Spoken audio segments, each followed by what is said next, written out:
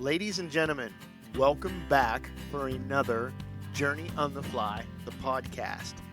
We've had a little bit of a break, and I really appreciate your patience. Tonight, as always, I have a special guest. She is the owner of Silver Hen Fly Company, and I am excited to introduce her to you. And we'll get to that in just a minute. So, you can find us anywhere good podcasts can be found. Sounds like a radio commercial, right? Either way, we appreciate you for sticking around. We appreciate you listeners. Dave Vion. Hey, what's up, Dave? I appreciate your encouraging words, and I appreciate you letting me know that you've listened to the podcast.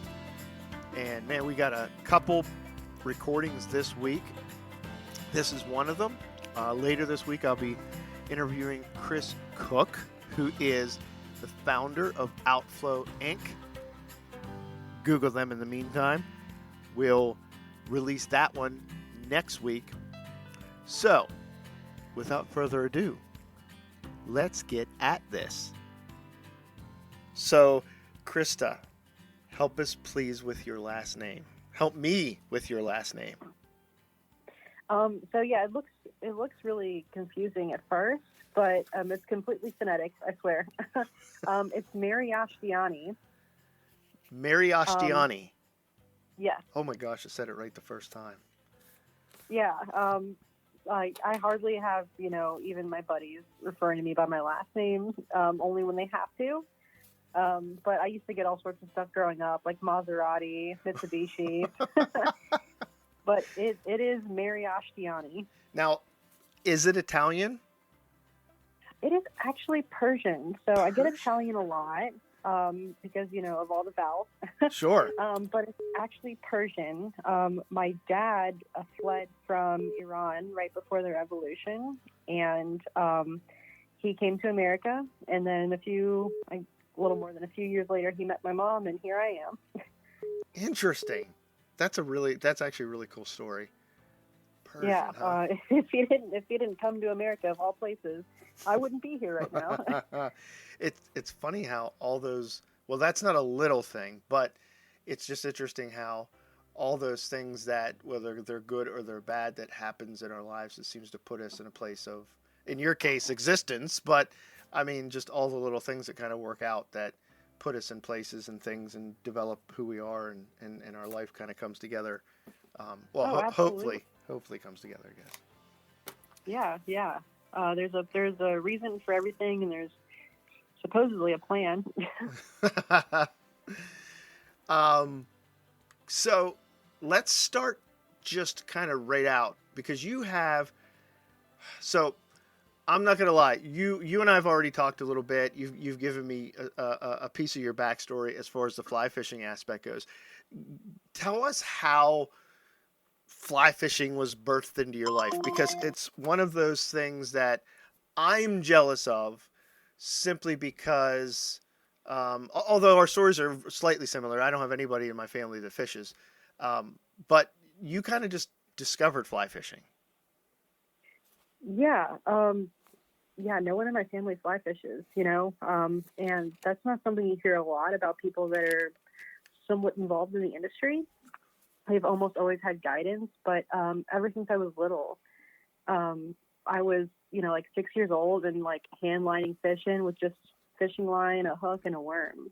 And I eventually begged my parents to get me a fishing rod, and then I would dig out the worms in my backyard and then take myself fishing, and no one would go with me because nobody wanted to fish but me. I didn't have a ton of time for it in high school because I was playing all these sports and stuff. But when I got to college at West Virginia University, I bought myself a spinning rod and was still using bait. And then one day I had forgotten worms, and I had these little soft plastic beetle things, and I was fishing for bass and bluegill. And I just put it on a whim, and I casted it out, and I caught fish with it. And I was like, no way. So I don't need bait anymore. I'm going to start challenging myself to use non-bait lures. and nothing alive really for my next challenge. I've mastered the bait thing. I want to try artificial lures, and I got really into that. I started spin fishing, bait casting for bass, and I got somewhat good at that, and I liked it. And then one of my buddies said, I think you should pick up a fly rod and try that. And right away, my first instinct was, a hook flying through the air sounds like a liability, right? But I tried it anyways, and I actually really enjoyed the act of casting. And I felt like I was putting more effort to try and catch the fish, because at some point I realized it wasn't luck. Whenever you go fishing, it was all skill and technique. And I felt like I was developing more of that while I was fly fishing. So still taking myself out to catch bluegill and bass on the fly rod, but casting for the bass is what made me good and practice my cast, because for the bass that I was fishing for, you'd have to make like a pretty long cast for them. So I picked up casting pretty fast, just going out every day.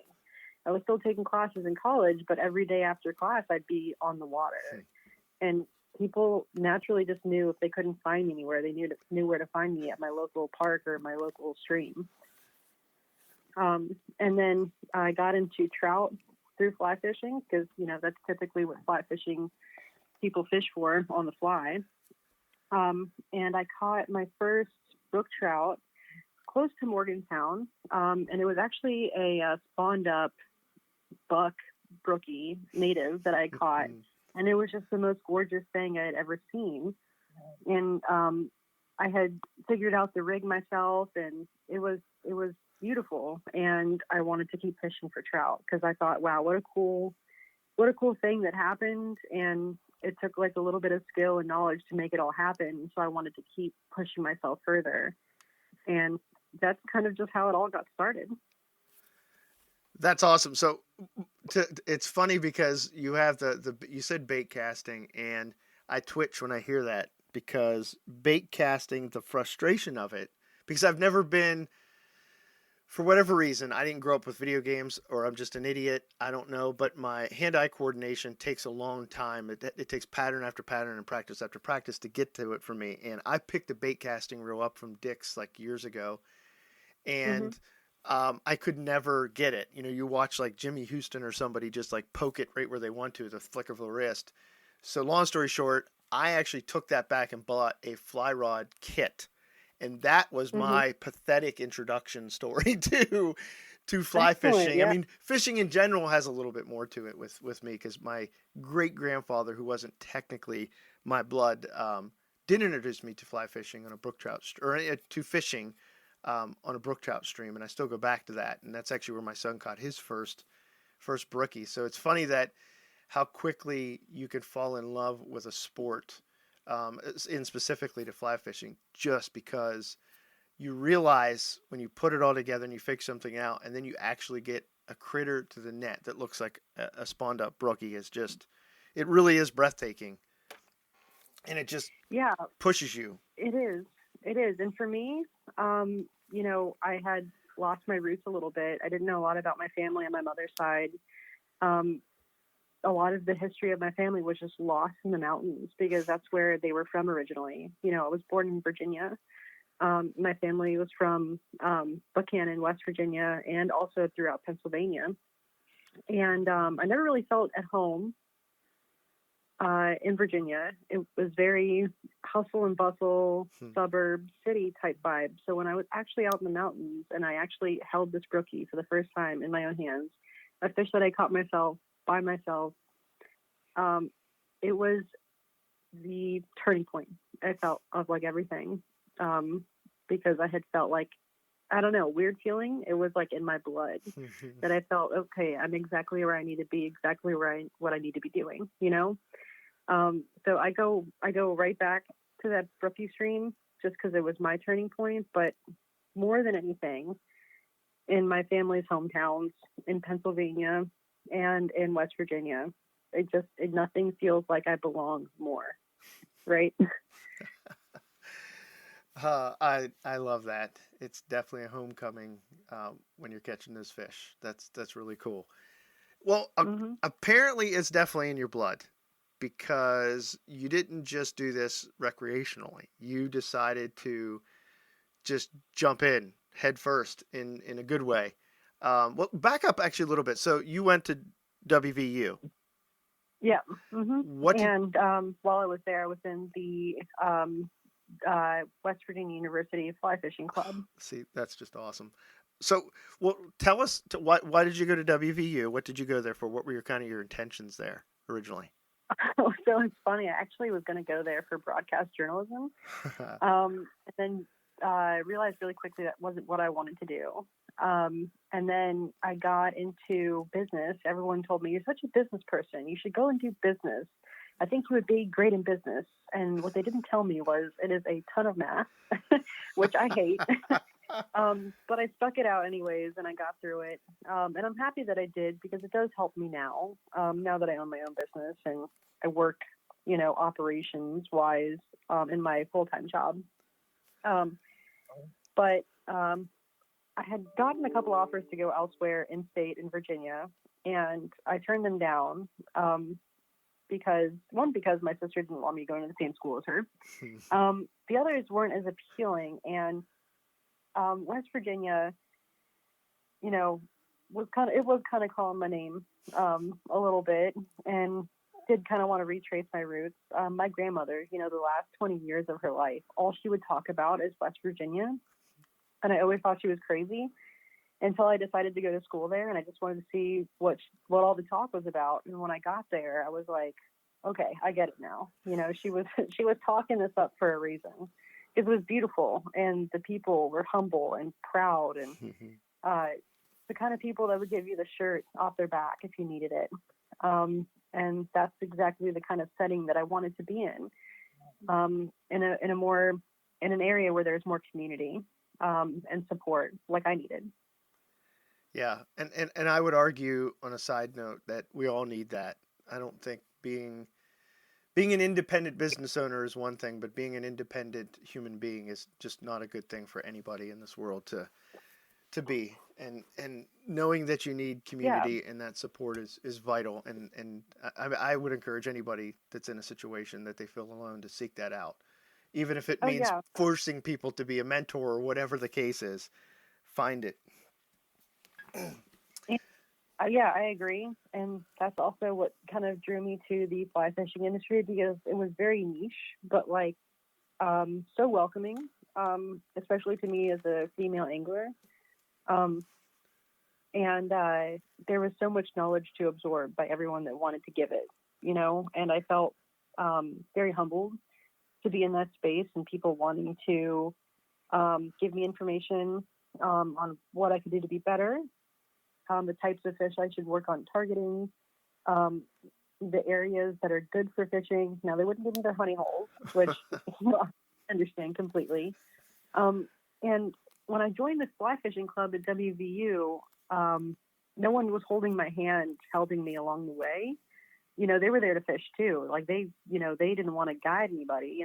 We're all in college. They just wanted to be able to go out and go fish. So that I totally understand. But it encouraged me to get out and find my own honey holes and do my own research and strengthen my own skills. So you went to school for business. You jumped into the fly fishing club there, which was just it's obviously continuing in your blood. So what do you do now? I mean, I will tell everybody listening because I know some of the things that you do now. So that sounds goofy to me. Ask that in a weird way, but what are some of the things that you do now as a profession? So full time, I work with Project Healing Waters Fly Fishing as one of their staff. I'm a field support specialist. There are 4 of us on my team, and we are specific to sectors. So I'm over the northern sector. There are others that are over the southern, the western, and the Midwest sector. So for me, pretty much anything that's DC and up in the north, I oversee those programs and I manage them. And I can go into detail about everything else that I do there, that, the boring parts. But the fun parts are actually I'm also overseeing events and outings. So that allows me to travel a lot more, meet a lot of great people, network with them, uh, support our veterans at the events that they're at, and kind of, do a little bit of direction of what's on the agenda next and what we're kind of orchestrating what's going on. I'm actually going to be in Annapolis this coming week for the Fly Fishing Film Tour and their sponsorship with us, Project Healing Waters. We'll be doing like a whole day out there in Annapolis of casting demonstration and giveaways, and then finally we will be watching the Fly Fishing Film Tour 2023. So super excited to do that. A lot of our participants are going to be out there. I'm excited to meet them because I haven't met a lot of them. I'm just starting this job 2 months in, and there's more participants, which are really our veterans, than anyone can imagine, even in just the northern sector. So I'm super excited for that. I've also been to a few events so far in my 2 months with Healing Waters, but it's been an amazing experience. And I get to see on these outings just how our efforts are changing their lives for the better. Now, I get the impression from everything you said so far that the fly fishing aspect of that is not the single draw that brought you to that position. Why Healing Waters? Why do that kind of stuff? Well, I actually been volunteering with them since I was in the fly fishing club at WVU. We had their volunteer leadership reach out and need volunteers for trips to guide their participants for trout and steelhead.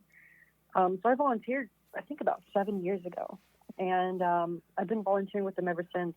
And it's always been such a great experience. I mean, these participants get so much out of it. And it's just a really good feeling to be there and working with them. And the ones I work with from the Clarksburg chapter, I've been working with them for many years. Many of them know me. Many of them like to come and make fun of me whenever they see me out. But we're at that stage where we know each other so well. We're just joking like buddies. And a lot of our volunteers are like that across the United States. I mean, we have over 200 and some programs. I think it's close to like 250 now programs that we have across the United States, Wow. Which is crazy because we started just over in Maryland with a couple programs, and we just grew and grew. And it wouldn't, without our leadership and without our volunteers, we wouldn't have made it this far, So it's an incredible journey, and it's an incredible story this organization has. But really, they've changed just so many lives of veterans that need it. And primarily we are helping veterans that have PTSD and disabilities from all ranges, and we're using fly fishing as a means of therapy for them. And you can talk to just about any of them that have been in the organization for maybe 4 or 5 years, and just the differences in them individually is outstanding. Yeah, it's very, very, very interesting to me, and I could do a talk forever about this subject, about how not just fly fishing, but being out in nature and experiencing it. But fly fishing takes you into the depths and the details of it all, I think, very quickly. How that is so transformative and how it is so. I was just searching while you were talking there. I saw an article by, I think he's the Tribune author, Bob something or other. I forget. He's a sports writer. I met with him a couple times. And there was an article just on kids and some of the data that shows how getting kids alone outdoors has such an impact on their mental health, let alone some other things. Obviously physical health, because they're not just sitting around doing nothing. Yeah. But I've got some taste already with what you're talking about, not with Healing Waters, but with another organization that I partnered with a few months ago. And I love that because these women and men have gone through hell and are continuing to go through hell. And tell me what you think of this, because this is something that I kind of learned. There was an intimidation, because I'm not a veteran by any means. Hmm. But there was an intimidation for me to want to work with veterans because I felt like I needed some kind of extra training to be able to navigate some of the things that may or may not come up. And a few of the people who run the organization that I partner with are all veterans, and they told me, they said, listen, these people don't want to come out there and just spill the beans about all the hell they're going through. They want to find something to do that doesn't require them to think about that, and even helps them work through that at some point down the road as they grow and mature.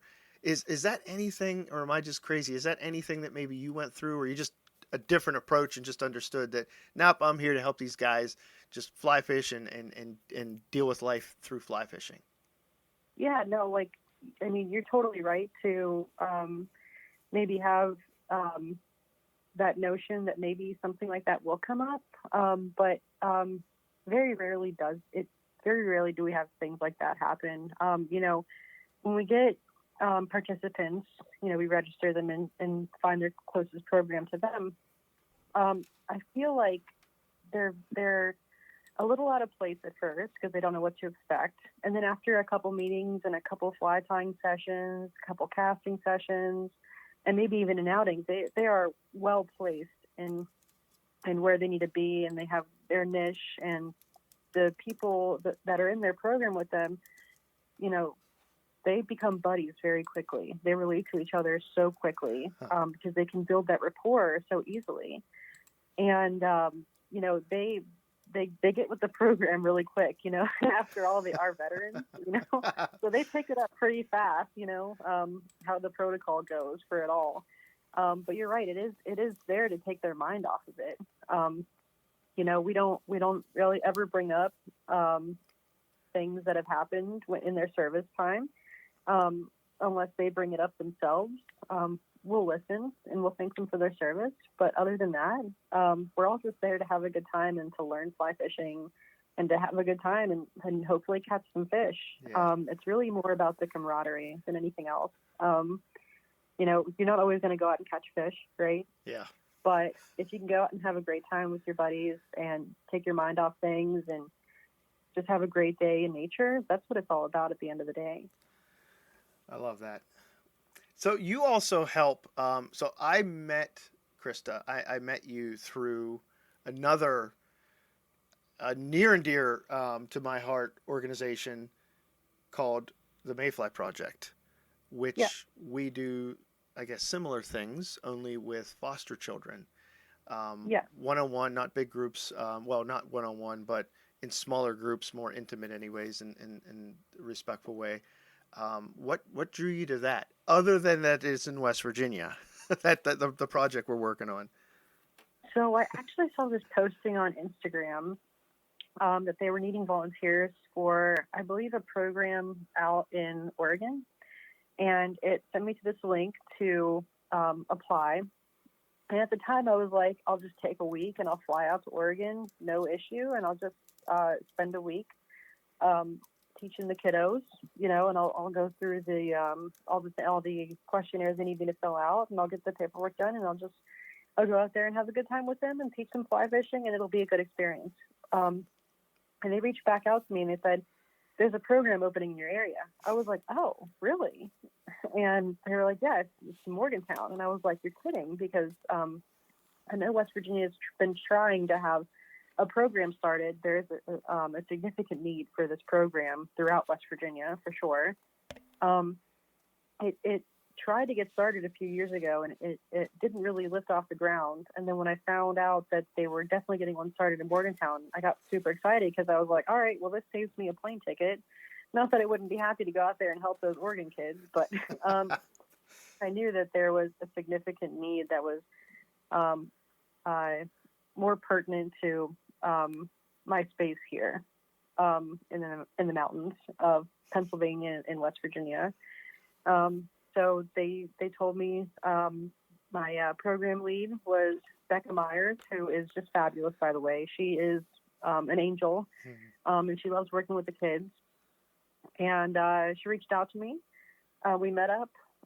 We talked about our experiences with fly fishing and our experience working with children, and we were both really excited. And I showed up to our first event in West Virginia, and it went super well the next few that we had, and now we have an established program in West Virginia.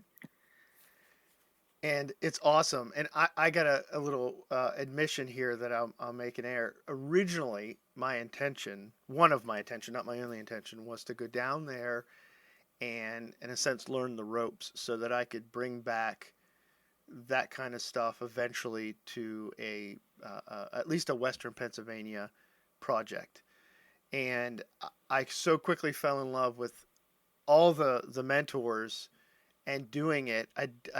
I want to see more of that happen. It needs to happen. There's a million more, not exactly, but there's so many more foster kids that need this project. So eventually, I hope to not be so selfish to want to just hang out with you all that I don't do something here in Western Pennsylvania. But that was my original intention. And then after meeting everybody, I'm just like, no, I'm in this till the end. Even if I am fortunate enough to figure out how to start a chapter, a year or two down the road here where I'm at, I still want to continue to be involved with the West Virginia project because it's just fantastic time and people that genuinely care about kids that sometimes got a really sucky life, and fly Yeah, fishing is such a great outlet to help them um, potentially overcome. And even, I mean, fly fishing, without getting into too much of my story, fly fishing is one of those things that you can do that teaches you tremendous lessons about life, not to mention building character and things of that sort through you. And oh, man, I totally agree. Yeah, I've been the biggest reason for my volunteer in any programs that I've been involved in is, related it to myself because, everyone's going through something, yeah, whether we see it or not, whether we realize it or not, everyone's got something that's hurting them or bothering them. And, veterans and foster children, they just have more viewable issues that we can imagine because of we can imagine what they might have, or maybe try to imagine what they may have gone through. Me personally, fly fishing has helped me so much. I'm still using it every day for therapy. And because it helped me so much, I had to take a step back one day and say, okay, now it's time for me to use this to help other people. Because if it's helped me, it's definitely going to help other people, in my opinion. And at least I can try. And if they love it, maybe it'll help them as much as it's helped me. There's been days, where I couldn't get out of bed. I was suffering and like internally, and the only thing that would make me get out of bed was to go fly fishing.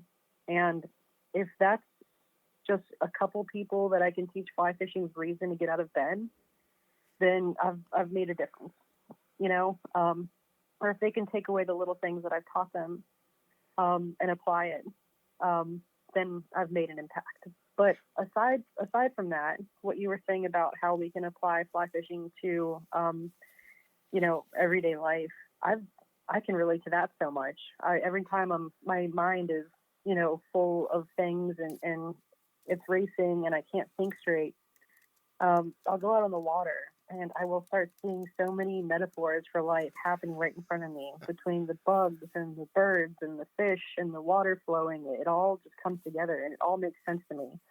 And I have those aha moments, taking it from fly fishing and relating it back to what's going on in my life.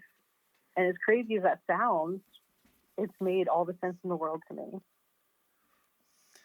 and you're not talking to somebody here that thinks that that's crazy. And matter of fact, I'm gonna say, Thank God. or we're both crazy. So um, I'm gonna say something, and you add to this because I'm probably gonna say it a little more sternly than maybe you would because you're being really gracious. Um, I think, and you actually said some of these things that kind of got me thinking a little bit deeper. So I am a person who tends to not want to take two things. One, things for granted, and two, too much of something without giving back. And it makes me aware because fly fishing has impacted me so much, and obviously you just laid that out, that it forces me to want to pass that on, to want to. I was talking to my mentor yesterday, and he said, we were talking about, I'm old enough that it seems like I might not need a mentor, but I think I'd like to say this. I'm wise enough to know that I need somebody there that's much wiser and has been in this game longer to keep me going, in the right direction, the right way. And he said that guiding is essentially teaching yourself through a client. And very much when you have taken and taken and taken, and that's my plan for kind of basic reasons with the guiding game, is to earn a type of living at some level, to take care of family and all those normal things, but it's far beyond and much deeper than that, to my core. But in doing that, I realized, um, I want other people to experience this, and to feel the detail and the drive of everything that fly fishing has done for me. Which, how I've begun to do that is exactly what you've been doing for many, many, many, many years now, which is volunteering, getting in the game without actually looking for any kind of return. And I think my challenge from your inspiration of that is for the people listening, do something. Even if it's something as simple as get a bunch of people together that fly fish and clean the crap up along the stream that you're fishing in, because don't walk past it, don't complain because there's a a can of worms there and somebody shouldn't be fishing there or whatever. Do something with what has given you so much, and give back. I know I just Yeah. said that in a big jamber of of words trying to get it all out, but what's your take on that? Um, nowadays I feel like um, volunteering, as opposed to previous years in history, has been at a decrease. All of us lead very busy lives. Um, but at some point, me having all this knowledge and working on my skill and learning new things every day, as I accumulated it, I started to feel greedy. And it was weird. Like, I felt like, okay, I've taken my time to learn all these things, but it doesn't mean that I don't want to share it. I would find someone I would be able to talk about fly fishing with just randomly, and I would just start running my mouth, and it didn't feel like a bad thing. And for people that wanted to get involved um, and talk about how they could do it, it felt like I was alleviating some of the buildup and the pressure that I had of keeping all of it to myself. You know what I mean? Um, and I feel like people are intimidated right off the bat, because it is a very niche community and it is a very niche sport. But, I think there's a place for everybody in fly fishing. Um, just the people that I've met and the people that I've seen either online or from afar, if you're good with your hands, if you're good casting, good teaching, um, even good with like fish art, you know what I mean? Just like anything you can imagine, like down to the bone, there is a space for you. Um, Even if you don't think so, there's a space for everyone in fly fishing. And I Yes. know that our industry has been, at times, anything but welcoming sometimes. Um, I think people that want to give back need to be the voice for the industry, as opposed to the voices that don't want to give so much. Because the fact of the matter is that there are tons of people in the fly fishing industry that do want to give back, and they feel the same that we feel, being greedy, keeping all this wonderful, useful knowledge to ourselves. um, I think the fly fishing is meant to be shared. um, maybe maybe it's not everyone for honey holes and things like that, right? But the skill itself and the camaraderie, and the relationships we build along the way, those things are meant to be shared. I truly believe that.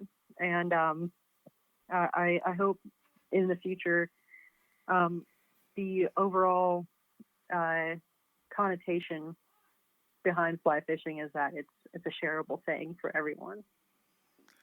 Well said. Yeah, as you're saying that, I'm thinking so much of, well, I mean, years ago where even streamer fishing was, faux pas and looked down upon. And that is, here fly fishing again is giving this analogy or a deeper insight into people. And I think this is a good opportunity to segue and talk a little bit about um, your guide service that you started. First of all, what's it called? And why did you decide to start that in 2022? I think it was. Yes. So it's called Silverhen Fly Company, or Nice. Silverhen Fly. So I was working full time at a job that I had started that wasn't it wasn't with Project Healing Waters at the time, but it was just a boring HR job, and I still wanted to be able to guide. And so I went about it the right way. I got all my paperwork. I got my insurance. I knew all the channels to do that because I had managed a fishing department in Ohio Powell State Park for 2 seasons previously. So I knew everything that I needed. I knew how to go about it. The one thing that was kind of standing in my way from being able to guide in my home waters here in Pennsylvania was being able to attain a permit to guide in Ohio Powell State Park. They do not give these permits out easily. There are a limited amount of concessionaires licenses to be able to operate your business in the state park. And I knew that they had been all bought up. I went and I talked with the managers of the state park and very bluntly described to them exactly what I wanted to do, which was to get more people involved in fly fishing, whether it be kids or teenagers, adults, women, minorities, LGBTQ individuals, anybody that wanted to learn. Yeah. There's a huge interest now in all these different groups. And if I can be a liaison for them into the fly fishing industry, I would be happy to be that for them. It's right now, fly fishing is predominantly white and male, right? Mm-hmm. That is a fact, right? Yep. But if we have, women and minorities and LGBTQ people and people from all walks of life wanting someone they can build a little more rapport with right away, and they think that that's me, great. I'm happy to be the vessel for them to feel a little more welcome into the industry, to learn from, and for me to teach them.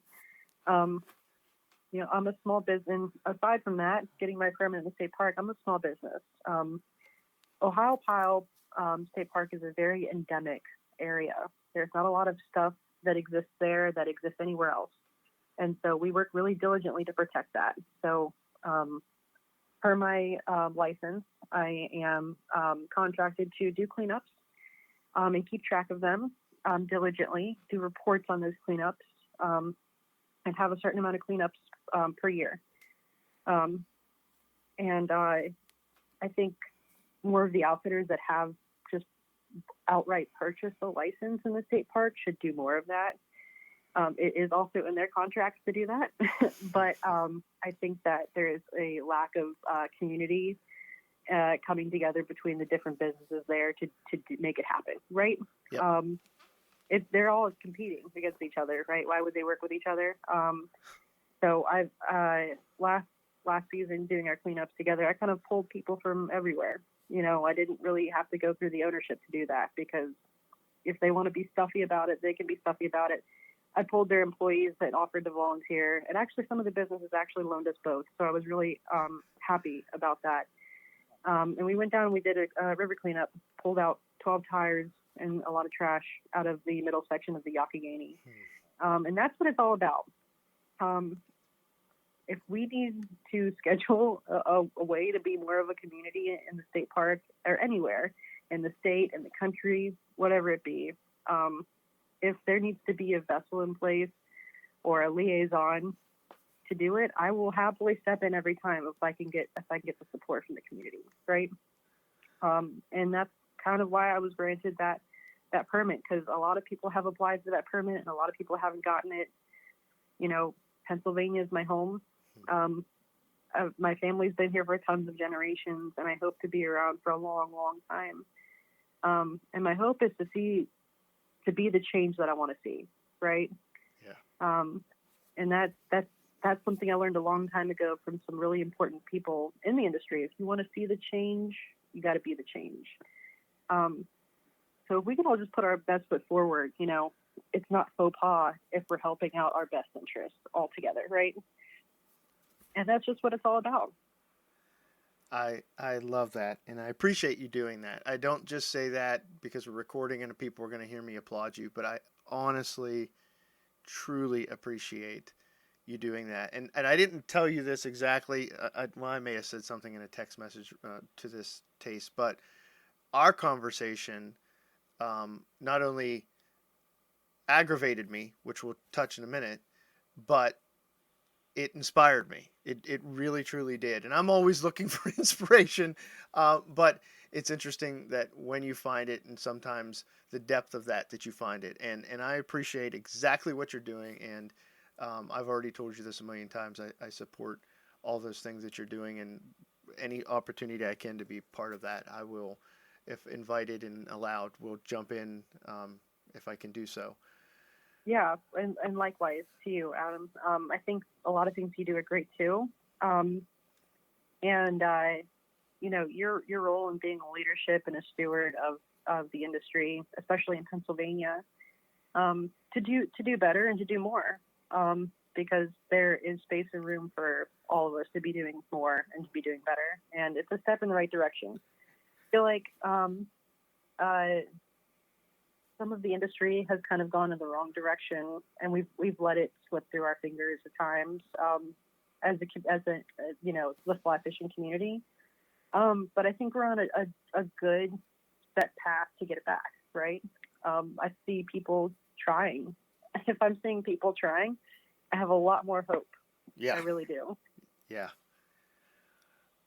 So being that you are a female, and I know not what a female goes through, but from where I stood and the things I've seen over my life, and obviously ridiculous amounts of things that you hear and read and so forth, and the females in my life that I know have struggled in things. Have you, because of that, you think, run into any kind of whatever we want to call it, hassle, pushbacks, irritable moments in your journey this far to in what you're pushing and trying to accomplish? Has that been something you've dealt with? I mean, you said it already. Other than you know, a handful of this and that here, it's a white male dominant sport, and I know that female is the fastest growing demographic in fly fishing, which is just incredible because it means there'll be a lot of people out there easy to teach. Yeah. But has that been a factor at all to you that you've had to deal with? Oh, absolutely, 100%. And I'm not the only woman. I feel like any woman in the fly fishing industry these days, I'd say a good 90% of them can probably relate to a lot of the pushback, and a lot of the drama that comes with being a female angler in the fly fishing industry. And you know what? To be totally vulnerable on this podcast, I used to let it destroy me, you know, and I think it's because I cared too much about the opinions of those that I thought maybe had a little more knowledge than me, a little more experience than me, a few more years in the industry than me. And I came to realize that I was just a subject for their projections of their own insecurities, which is sad that they have to take it out on people and they can't just go to therapy like regular people, right? But we have that issue in the industry still, you know. I don't come into the industry and say, I'm a woman, give me respect. I, quite frankly, just mind my own business. And if you're someone that likes fly fishing and you want to chat with it about me, like, we're friends, right? I'm so friendly like that. I want to be your friend if you want to talk about fly fishing, or if you want to go fishing, or like you want to learn something new, or Maybe there's a little bit different fishing in your area, and I can tell you about the fishing in my area. We're friends, right? Um, and I've had those relationships with a lot of guys, and it's awesome. And I've had a lot of those relationships with a lot of girls, and it's awesome. But the pushback that I've gotten from those that don't want that kind of relationship with me has almost always been male. And the only way I can justify it is maybe thinking that they're threatened. And I'm putting this out there now so they can all hear it, that I'm not a threat.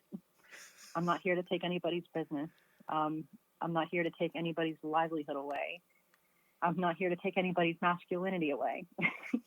I'm simply just trying to be a woman and fish and maybe teach others that want to learn. And if they want to learn from me, I will teach them, and to not take anything that I do personally. Truthfully, I'm just a goofball. And people don't like me broadcasting who I am genuinely like I do, but I don't know how to be any other way, right? Other than myself. And if people don't like that, there's genuinely nothing I can do to help them feel more comfortable in or around my presence. I'm a goofball. I like to have fun on the water. I like to make fly fishing fun. I like to just have a good time. And if other people have a negative opinion of that, well, I can only assume that it's a projection of their own insecurities. And for that reason, I feel bad for those individuals that can't just let go of that negativeness and just learn to relax and join in and have a good time as well. But to dive deeper a little more into what I have faced as a woman, just examples. I've had men threaten to slash my tires on my car, threaten to attack me simply for just fishing their waters. I've had men call into my state park and beg the managers to renege my contract in my home waters because they didn't want me to guide on the same water that they guide on. Truth be told, there's really only 3 outfitters, including myself, that guide fishing trips on the middle section of the Youghiogheny. Majority of the business that goes on there is rafting. To say that there's not enough room for a woman with a small business to do a few trips a season on the middle section is just preposterous. They're mad about something, but it's not exactly me. And I don't know what it is. Maybe it's not my business to know. But to think that maybe it would take anything away from them with me just being there is just preposterous, And at this point, having gone through it for so many years now, I can only laugh at it, And even the threats, those are funny too, because are you really going to attack me, a goofball who's just trying to have a good time on the water and teach people fishing? You're just going to come and attack me for what, right? So it's foolishness, right? It would be the smart thing to take those threats to heart because you never know what could happen. But I'm not a smart woman, and I don't take anything. I don't take anything too seriously. But yeah, that's pretty much just a gist of the things that I've been through as a woman in the fly fishing industry. And like I said, I'm one of many. I know there's other women out there with other stories. Some who have it easier, some who have it much, much worse. And to those women, I can only say, we're here, and we're in this together. I feel like that's why so many women in the fly fishing industry kind of bind together and find a lot of camaraderie. And I think it's, difference in numbers when we're out there for sure. But maybe someday that won't be an issue, like I said earlier, be the change you want to see. So maybe one day we don't have to deal with things like that, right? That's the hope. That's the dream. But if we can start off somewhere by just existing on the water like we should be, I think that's a pretty good start. Well, I appreciate you sharing those things. I know, and I appreciate your vulnerability. I know that is not easy I'm not saying I know your easiness or uneasiness, but I know mine in circumstances that it's not always easy to be vulnerable, and I appreciate that. And I want to, for everybody that's listening to this, the three of you, I appreciate it, and I want you to know that you need to pass this podcast on to this particular episode to every woman that you know that probably wants to get involved with this type of stuff but feels that intimidation because it isn't just in the world of fly fishing, it is everywhere. I mean, I'm not going to sit here and pretend that I probably haven't done it. I'm sure that I have done it sometime in my life, that I have intimidated a woman or done something stupid. I hope that I didn't do it on purpose, which actually leads me to think in your graciousness in describing a lot of this, you know, people are hurting. Hurt, and this is an old saying. I don't know where it came from, but hurt people, and I think that there's a truth to that. Hmm. But then, this is just my take on another side of that coin: is stupid people hurt people as well, and Yeah. I just think a bunch of us just need to stop being stupid and really listen to be honest, to the message that drew me in so much to want to just have a long relationship, both as small business owners and helping what you're doing, you know, go forward and things like that. Is just, you are a goofball, and I love that you're the kind of person that, man, when people see you, they need to just high five and talk fly fishing and life and just enjoy each other's company and grow from each other. I mean, listen, you Yeah. already made me spend money on beads, okay? Giving me. Did I really? Well, you were, That wasn't my fault. I know. But I take those things seriously because I know you know what you're talking about, and I got excited. I'm like, hey, why not?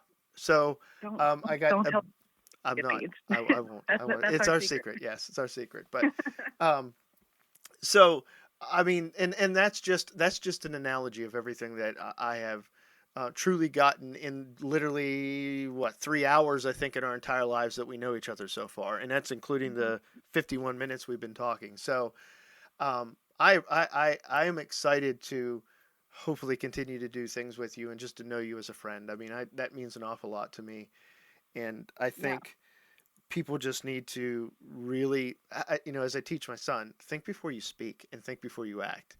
Quit being Hmm. just so irrational about so many things and just learn that there's plenty of things that may be worthwhile to be divided over, and there's a lot of things that we just don't need to be divided over. And we need to find a way to come, as you said, I think, in more of a Yeah. community, especially in the fly Yeah. fishing You world. know, We have the if power to it's in do the that. fly fishing industry, yeah, if we're in the fly fishing industry, we already have all that in common. Yeah. Let that be the thing that brings us together, if anything at all, right? Yep.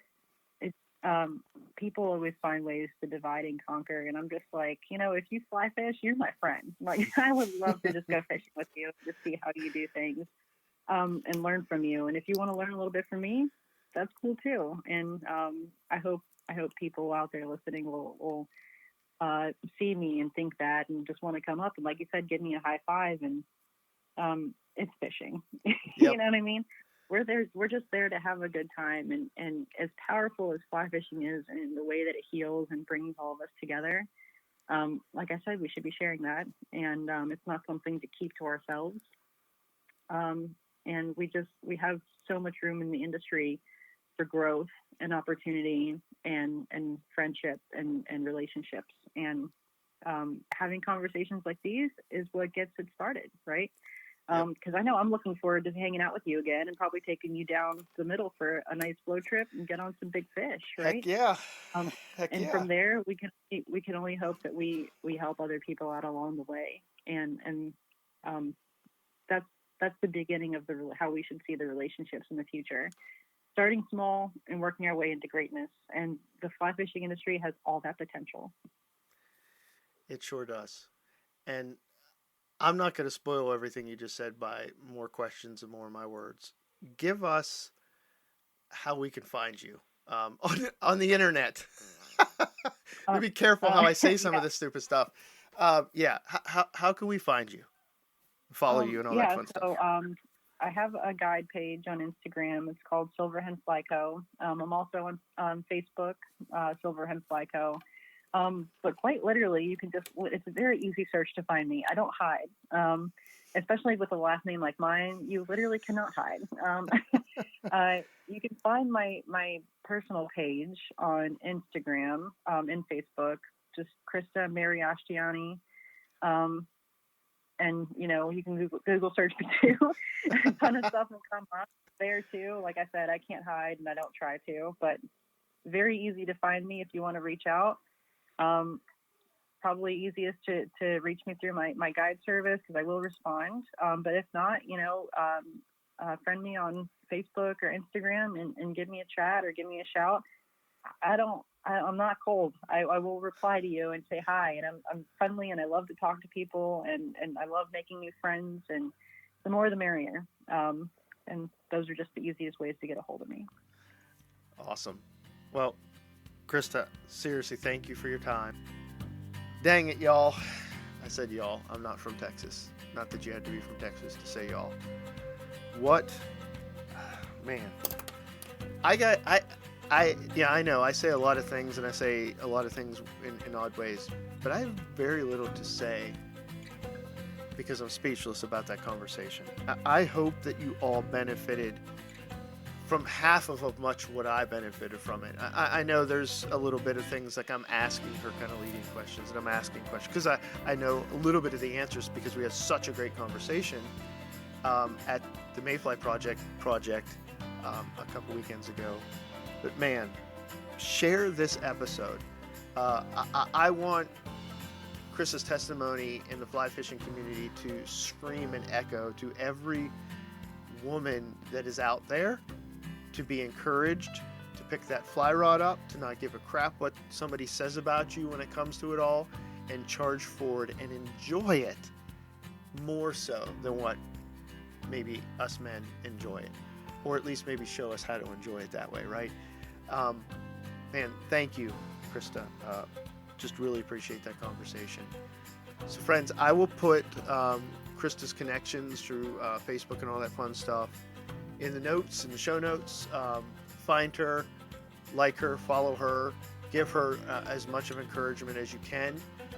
If you're a creep and going to be stupid, do not find her, do not follow her, and I mean, as a matter of fact, maybe do so. You can probably learn some things off of her, almost guaranteed. So, till the next time, friends, keep your lines wet and your flies in the fish's mouth. God bless.